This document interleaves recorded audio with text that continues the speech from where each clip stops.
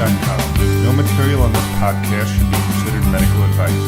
Birth is not a medical event. Welcome to Indie Birth's series of podcasts here on iTunes, Taking Back Birth. Marin here today with a special podcast. Probably won't be as long as the others, and hoping this is just really informative for those that are either A, interested in our Indie Birth Midwifery School with some specific questions about accreditation and licensing, and B, just anybody that's also curious about those things as it relates to midwifery education in general. So if you haven't checked out our new school, please go to indiebirthmidwiferyschool.com. Pretty much all of your questions, at least your initial questions, can be answered there, as well as in our virtual tour of the school, which you can access free by email. So just put your email into that school site and you will receive a 10 or 11 email series on kind of a behind the scenes of the school. So today I wanted to address, again, specific questions about our school being MEAC accredited or not and what that means. Again, I think this will be really helpful and hopefully brief enough to just pass on to students or potential students that have these questions. Probably the most common question we've gotten so far, and by that I mean a couple emails a day. So we love that people are looking at the school. We love that people are thinking critically and comparing and weighing if this is right for them. So when we talk about accreditation for midwifery schools, there really is only one body that issues accreditation, at least here in the US. I'm not really sure about elsewhere in the world. But the acronym is MEAC, and we commonly call it MEAC. And that stands for, oh dear, I hope I remember actually, Midwifery Education something Council, Accreditation Council. That has to be it. So Midwifery Education Accreditation Council, pretty sure. So if that's new to you, then you can do a little bit of research. And whether it's new or old to you, if you're in the vein of looking at midwifery schools, whether you've been doing that for a while or you're new to it, you will see that most schools are choosing to respond to this particular accrediting body, meaning they want validation. That's essentially what accreditation is. They want that stamp of approval on their school that will allegedly, and there's, I think, debate about these things, but allegedly set some kind of standard for the education given, and perhaps, even beyond that, sort of promise a specific roadmap for a student, meaning they will then go on to become CPMs or whatever it is. So we'll just be blunt about it and hopefully not offensive. Blunt is not offensive all the time. We are really just seeking to create something different. So if you've followed Indie Birth throughout the years, if you're a regular listener to these podcasts, you know that I think we have a valid respect for what has been done in the midwifery and birth world, but we are more intent on not changing the old, but creating the new. So that's exactly how we feel about midwifery education. We are not looking to correct the past. We are not looking to improve necessarily upon any kind of accreditation, but we also, very bluntly, are not looking for approval from said organization. So I'll explain more about why that is. And so it's safe to say, to answer any direct questions that have come our way and that will continue to come, that anything is possible. Never say never. At this time, We are not seeking MEAC accreditation, and we probably never will. So I'm going to talk about some of the reasoning behind that. And first, and I'll probably say this again, that we don't care what anyone really chooses to do. So if you have done your research and you've decided that going the route of an accredited school is the route for you, then that's great. We think, and we know already, that the students coming our way are different. They are curious about serving families and serving the women and the babies, and they are not as gung-ho or committed or interested at all in serving the state. So we ask that if you're considering our school, that you have your eyes opened, that you be open to having your eyes opened, that you ask yourself these hard questions about fear, about liability, about persecution, and you answer them honestly within yourself. If you choose to be regulated or to be licensed, that is your business, but to make the best choice you can out of love and not fear. I had a similar conversation today. Like I said, we've been having these conversations nearly every day. And this one was more personal, so it was on the phone. And a similar topic came up. And what I really wanted to share, that I also shared with this particular woman, is that the idea of licensing being more legitimate, of making us better midwives, of making us unable to be persecuted or prosecuted, just isn't true. So if you're really set on that being the truth, then you probably won't want to keep listening.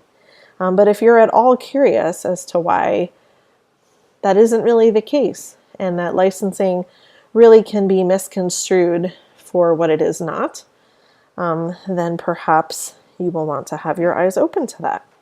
So to kind of go off on a little tangent, what I had been sharing with this woman is that I believe that our history as women healers, however you want to view that, whether it's in your DNA from past generations, or whether you believe in past lives or whatever it is that would connect you to literally the generations and generations and generations of women that have come before you that have been in a similar space of being outside of what we call now like the mainstream old paradigm.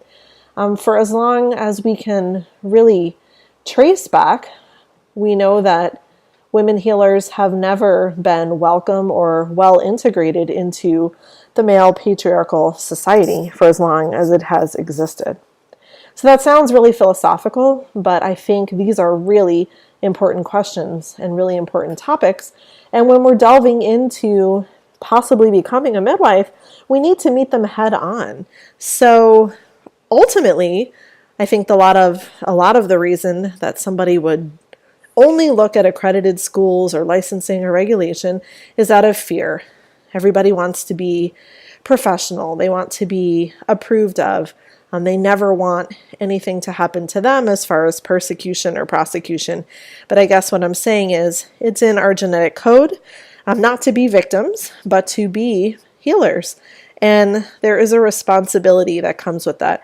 We need to, again, look inside ourselves and see what we're really afraid of. And when we find some of those answers, then again, we choose to go forward in a way that honors what we've heard or not. So let's get down to business. The standard of MEAC accreditation, or for that matter, any kind of body that would accredit anything, is a unique concept. It's a fairly new concept in the history of the world, and I think it's fair to say that most people haven't really thought through it. It's a lot like licensing. On the surface, we're told, and we believe what we're told, so we believe it's safer or better or more legitimate. But underneath all that, what actually is it? So I think that's confusing. It really is a body that was appointed by themselves. So it's not like people got together and they wanted the best of anything. It was simply a group of midwives that decided they could be the authority on midwifery education and created their own set of standards, which really are, by themselves fine. It's not, as if it's an incredibly unreachable standard. And I also would admit it's not a ridiculously low standard. I think the standard that has been set is probably average. And I will elaborate on perhaps why I think our school will reach beyond that sort of standard set. So I feel like when people ask, are you MEAC accredited? It's a similar kind of question where, let's say you choose a doctor and your question is, does he deliver at hospital A? You're not really questioning any kind of underlying idea or philosophy. You're actually not really questioning his ability or his experience or his knowledge. You've already accepted that that's the way it's going to be, and you just kind of want to know how it fits into the surface puzzle. So I feel like that's where a lot of people are coming from when they ask, and there's nothing wrong with that. I understand that often people are just new to this whole idea, and so they just want to know. They've heard that MEAC accreditation is the way to go, and they just want to know yes or no. So again, if that's all you're interested in, then you'll probably turn off this recording right now. But I want you to question, again, what's deeper than that. It isn't really a yes or no, it's a why and how. So of course, we believe in questioning these things in choosing to create a new paradigm. So in choosing not to be accredited, it's not because we're arrogant. It's not because we just want to be different. And it's definitely not, and this has come up, because we don't think there should be some sort of standard. Obviously, if we're creating a school, a 2-year full program with amazing midwives teaching from all over the world, we obviously think there is plenty to know. And we obviously think there is this very little bit, at least, that one would want to know before they were wanting to put themselves out there serving women. Learning is a lifelong commitment. It's a lifelong goal. So you can't, in any short-term school or learning opportunity, include absolutely everything that could ever be taught. We can only start with, again, what we think is the basic to intermediate level of knowledge required for someone to serve women. So creating a standard is not our only purpose. Again, we think we are creating a standard, and we do think it is more thoughtful than the standard that is currently being used. But we're just as interested in creating smart, skilled, intuitive, wise, confident, loving midwives that do not serve the system. And I think that that will make our academic standard even higher. I can say that from personal experience. When I was a midwife of the system, I definitely will admit that my standard of intellectual, clinical knowledge was lower. Reason being, I had to spend so much time and effort to keep up with protocol that really was so restricting that I didn't need to keep learning some things. Or at least that's what I told myself. And I think what many regulated midwives ultimately tell themselves, they're busy and they're not allowed to entertain the idea of, let's say, knowingly attending a breech birth or a twin birth. And so there are certain skill sets and knowledge that they just wipe off the table. So not being in that world anymore, I'm very grateful. I feel like I've really opened myself up to learning every day. And again, this is the kind of midwife we are trying to create, not one that is dependent on rule and regulation and protocol, but is dependent on her own wise mind and heart and hands. And that is a way higher calling, in my opinion, than any grade, than any, research, And it's not that those things are important, but if they're not balanced, then we don't have a complete person. And our goal beyond anything is to create as complete a midwife person as we can, not a one-sided person. So when it comes to accreditation, I think another question that's great to ask yourself as you're feeling into what's right for you is, why is legitimacy so important? And again, I think it's in our genetic code as women for a large part of history to have been the less than. We seek legitimacy all the time. And again, when we're looking to serve women, we have to ask very deeply, why is legitimacy what we seek? And maybe it'll be very easy, and some of you will very clearly see that you don't actually seek legitimacy, and therefore all this nonsense, all this accreditation, all this regulation is not important to you. Those are the easy ones. And I'm proud to say we will have many enrolled students that feel just this way. But perhaps that's not exactly how you feel. And so looking into that. When we're talking about preserving traditional midwifery and creating this new midwifery paradigm of the future, what part does seeking legitimacy have? Perhaps we create our own legitimacy. And again, that is what we are seeking to educate with and pass on through our teachers and the vision of this school, is that we can create what we want to see. And in turn, that is creating the type of legitimacy that at least I know I personally want to leave this earth with having shared. Me personally, and again, I think the vision of the school, Margot's view as well, is that we can create a legacy by combining these things and not giving in to one side. Not saying that midwifery should become medicalized just to save itself, meeting somewhere in the middle. So our students will be prepared in the science and the sacred. That's a sub-question that's come up. We've had people just kind of in passing, they know a little bit about indie birth, but not quite enough. And they say something like, oh, that school seems too holistic. And we've struggled trying to figure out the best way to word things, because certainly, it can look like that on the outside when you're not MEAC accredited. So the similarities between accreditation and regulation are so similar. When you don't have a label attached to you as to if you're approved or not, then people assume, it's a joke that unlicensed midwives are unskilled and untrained, when that is exactly not the truth. So as far as the school goes, of course, we will be covering the science of midwifery.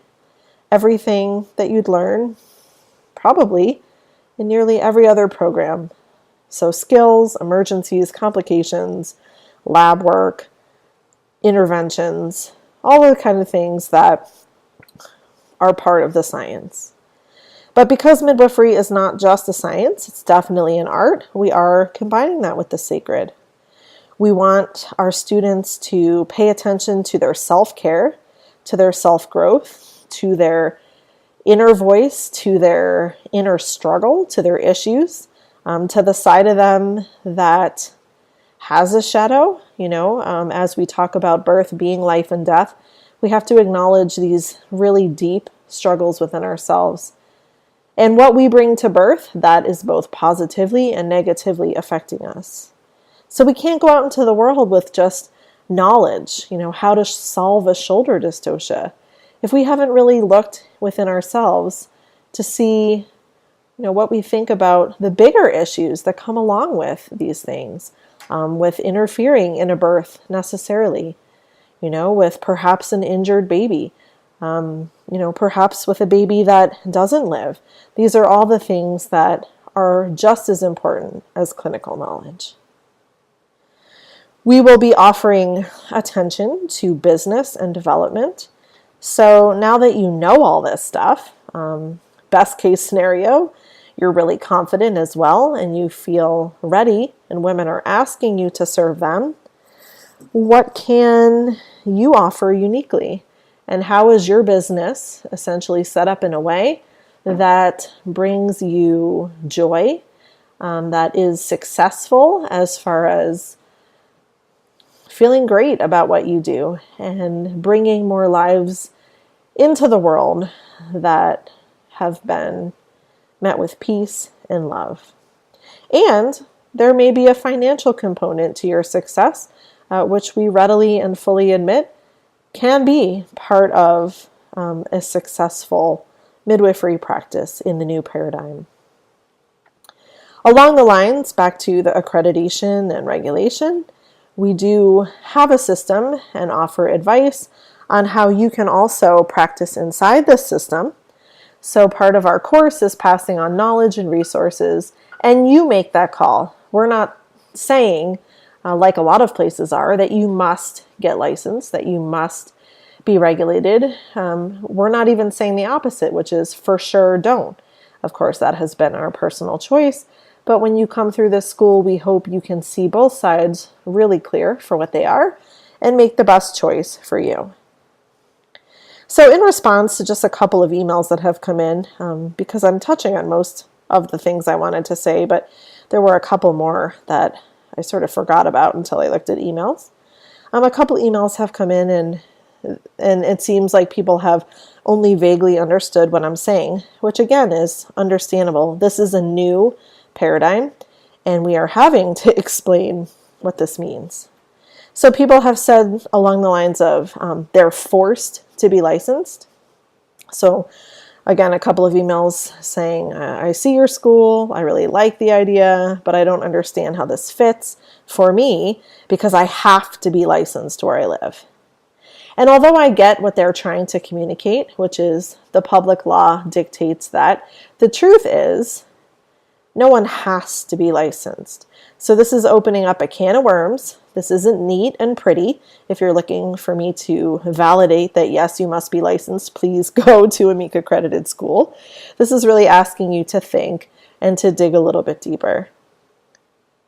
Another issue that's come up that I think is worth being really transparent about is that when you're creating a new paradigm like this and you're part of this new paradigm, everyone won't love you. Not everyone loves me, haha. I'm sure you wouldn't have guessed, but that's okay. Really, there's nobody in the world that doesn't have that problem at one time or another. But when you're creating something new, you can be alone or feel isolated. And so our goal with this school is to create enough of a community that slowly over years, we have so many more indie birth midwives that none of us feel alone or ostracized. The truth is, and this is where the transparency comes in, it may be hard to get an apprenticeship. We do have contacts nearly all over the world. And for our first, 20, 30 students, maybe even our first 60 students, we'll be able to really help out finding apprenticeships. But it is not guaranteed, of course, with our program because it is a really hard and difficult and precarious relationship to set someone up with. So the questions have come in about that as well. The midwives in my area won't accept me for an apprenticeship if I don't do a MEAC accredited school. And, that's a hamster wheel of an answer. Do you care? Why do you care? If they only care about that, why do you want to train with them? But yet I get the validity of the question and the seriousness of it. And again, just being transparent that you may not be accepted by every licensed midwife or maybe any licensed midwife in the area that you are. Again, I hope this school, if you finish it, will give you the tools and the confidence to create a whole new thing where you're able to get the training and experience you require in a way that right now you cannot imagine. So what you are going to be doing if you are enrolled in this school is creating a new paradigm, and you are creating something that is outside the realm of possibility of most midwives, especially regulated midwives. They won't be able to understand, and that's okay. Women need more choices. So it's not about making the other midwives understand or even being competition. I truly don't think that's even an issue. So if you're one of those people that has pondered these things, then just know that we support you in helping find the training you need, although we can't guarantee it, that we support you really exploring these ideas and understanding that when you do, often parts of the world and people open up to you that just weren't there before. So I hope that makes sense. If you're looking, in this certain box, you're only going to see what's in the box. It's having to open your eyes to see what's outside. So another valid concern has been students in other countries who have similar concerns about looking for employment after they would finish this school. And I would say at this moment that although we do have women enrolled from Canada, at least, so US and Canada, we are able to accept students from any place, any country in the world that wants to complete an online program.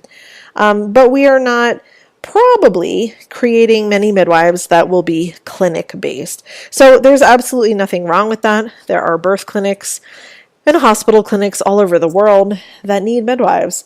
And typically that's more of a question, again, of employment or certifications, or, often those midwives have nursing degrees. The CPM actually isn't standing up terribly well in countries around the world as far as that goes. It's not like the gold standard everywhere. It's pretty much a North American thing. And I am a CPM, again, for those that think I'm deliberately talking down about that credential. I'm not. I'm just saying it's not quite maybe what anybody thought it would be.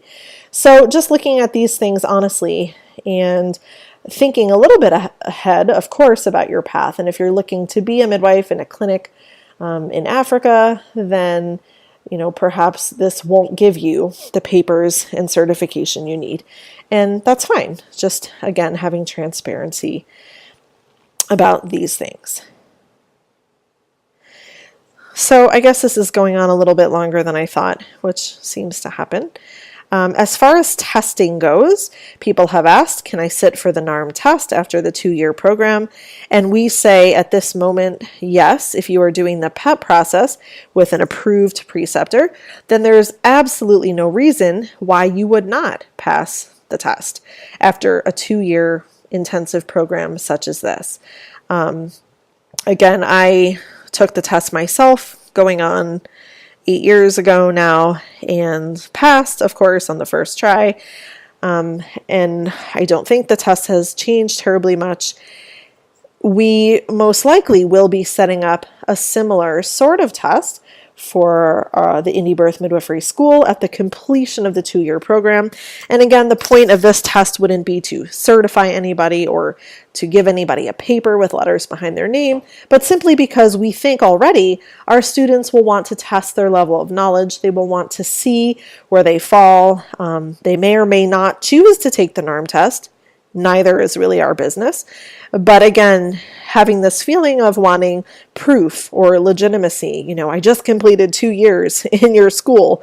Do I know anything? Would I be able to pass that if I chose to? So not 100% yet, but Margot and I have seriously been talking about, again, adding some testing at the end of the 2-year Indie Birth Midwifery program, so that those that seek that validation or just want feedback on, again, a similar type of test, we can't and won't promise that this would be identical to any kind of other accredited sort of test, but similar, that they have that validation and that knowledge that most definitely they would pass. So I hope that answers most of the questions out there about our position on accreditation and, in the bigger picture, regulation. The bottom line is that our school will and already has appealed to the people it is right for. Many have said, and these people aren't, I don't think, talking to each other. We've gotten many emails and Facebook messages and posts that have women saying, this school is speaking to their heart. Again, they're not talking and saying the same things on purpose, I don't think. So I find that really interesting and really exciting and heartwarming and humbling that there is something about what we've created here already that people are curious about. They want to know more. And so, again, this was an invitation to know more. And I hope that my answers and our transparency about these issues have further validated what you're feeling, or given you enough information to say that this isn't right for you. But I have to say, to all of you that have said this school is speaking to your heart, I just want to ask you, what will you listen to? Thanks so much for listening. Again, check out indiebirthmidwiferyschool.com and feel free to email myself or Margot with any questions. Also, sign up for the virtual tour there and find out some behind the scenes about the school. Have a great day.